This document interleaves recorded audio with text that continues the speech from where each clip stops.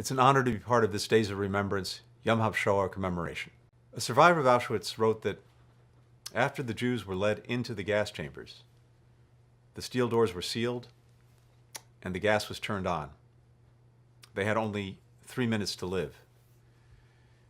And in those minutes, they, and I quote, found enough strength to dig their fingernails into the walls and scratch in the words that we know so well: never forget.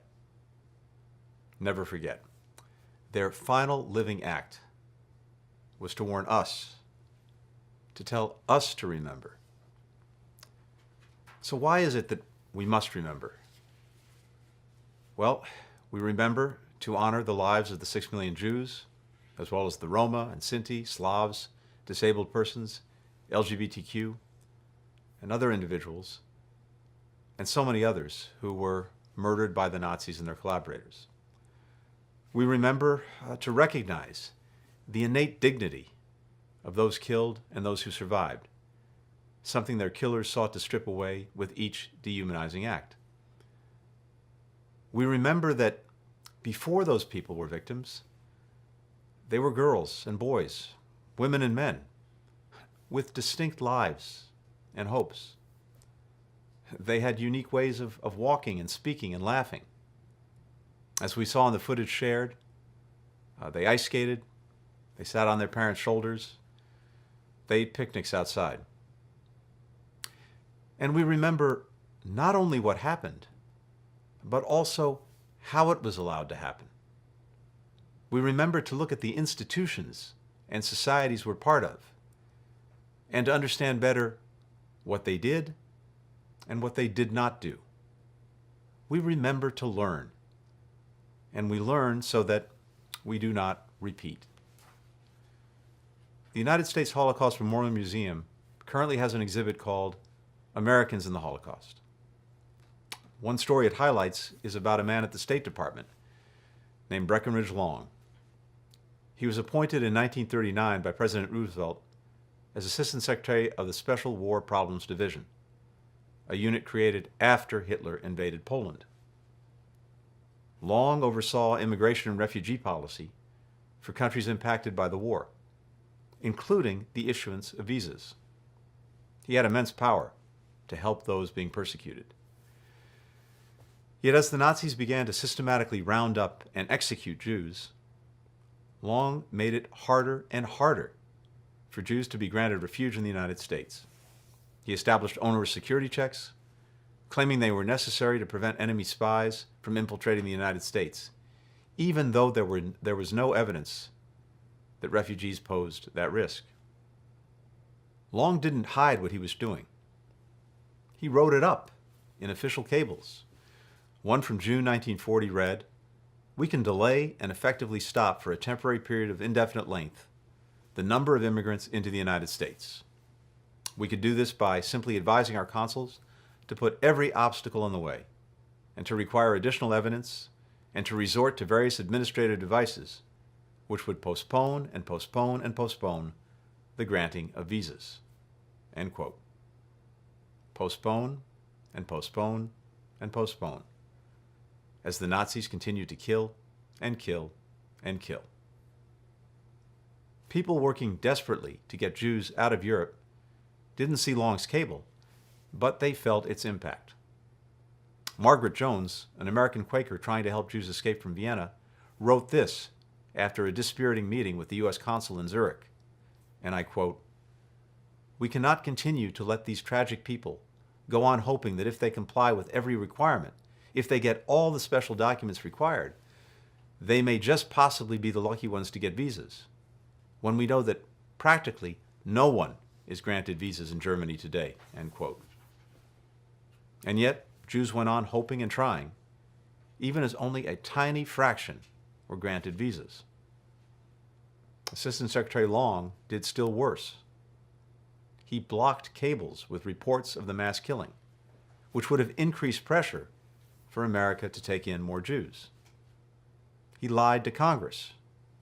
He told them the State Department was doing everything in its power to rescue Jews from Europe and that the United States had admitted 580,000 Jewish refugees, when in fact we'd only taken in around 138,000 Jews. Now, it's important to note that Mr. Long did not act alone. Others at the State Department helped him draft and implement his policies. Still others sat silently while Long created more restrictions, more delays. But some did push back. A group of determined officials at the Treasury Department came up with payments to evacuate thousands of Jews in Romania and France who faced execution. After countless obstructions by officials like Long, they decided to appeal to President Roosevelt. They produced a document titled Report to the Secretary on the Acquiescence of this Government in the Murder of the Jews, which laid out in devastating detail the State Department's refusal to help Jews. The authors wrote, and I quote, "State Department officials have not only failed to use the government machinery at their disposal to rescue the Jews from Hitler, but have even gone so far as to use this governmental machinery to prevent the rescue of these Jews," end quote. They warned, and I quote again, "This government will have to share for all time responsibility for this extermination," end quote. 6 days later, President Roosevelt announced the creation of the War Refugee Board to pursue the immediate rescue and relief of the Jews of Europe and other victims of enemy persecution. And the board went on to rescue tens of thousands of Jews and help hundreds of thousands more. But by then, more than 4 million Jews had already been murdered. From 1933 to 1943, America's immigration quotas permitted accepting 1.5 million people. Well, we admitted fewer than 480,000 people. More than 1 million slots unfilled, as thousands of Jews were murdered every day.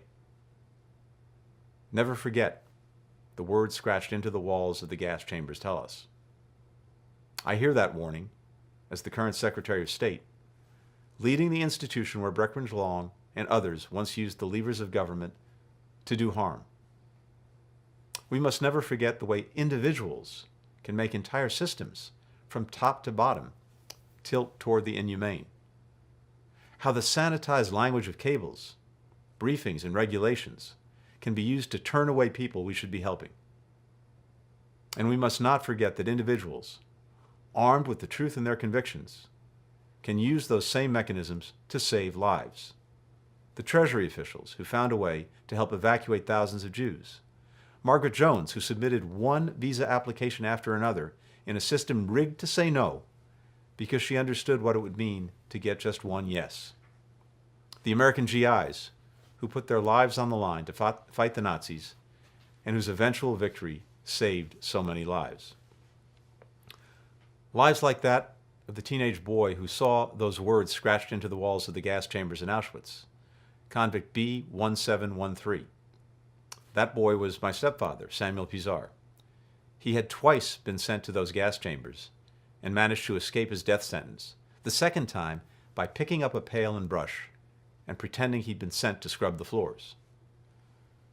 We live in a time where anti-Semitism is on the rise again, in America and around the world. And as always, hatred of the Jews tends to go hand in hand with hatred of others, including LGBTQ, people of color, people with disabilities, refugees. When hateful ideology rises, violence is never far behind, as recent attacks on Asian Americans have illustrated.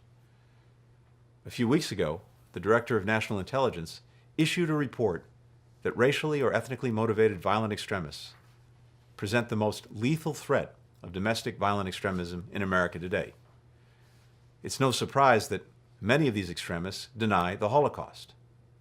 These things are connected, so we must stay vigilant. My stepfather wrote of his time in the concentration camps, and I quote, "More than any barbed wire fence with the searchlights and the machine gun towers around us, the impossibility to glimpse some ray of salvation was the ultimate source of despair. What was happening in the outside world? Did anyone out there know what was happening here to us? Did they care? And America, America, are you still there?" End quote. For my stepfather, America would answer his question in a GI who pulled him up into an American tank, which he called the womb of freedom. Yet there are many places, right now, where people are asking these same questions.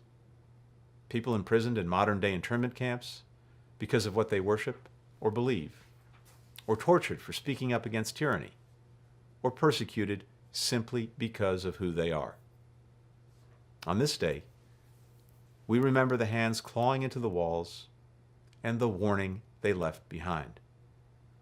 They implore us not only to remember what happened to the Jews and the inherent dignity of those we lost, but also to learn from those who stood by and those who stood up, so that when people again ask, America, are you still there? We will be among those who are able to answer, yes, yes, yes we are. We're still here.